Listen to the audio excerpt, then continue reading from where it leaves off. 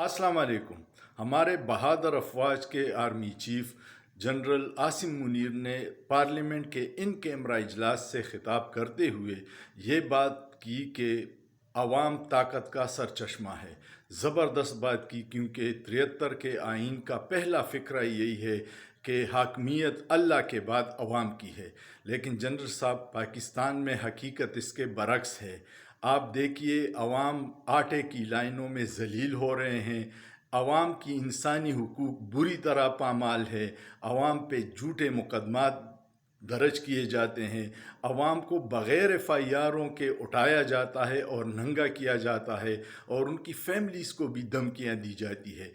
Media पे पाबंदी है, आवाम की आवाज़ों को दबाया जाता है। अगर बराए मेहरबानी इस तरफ भी तवज्जो दी जाए तो इस फ़िक्रे की हकीकी मानी आवाम को समझ आएगी और आवाम सुख का सांस लेगी।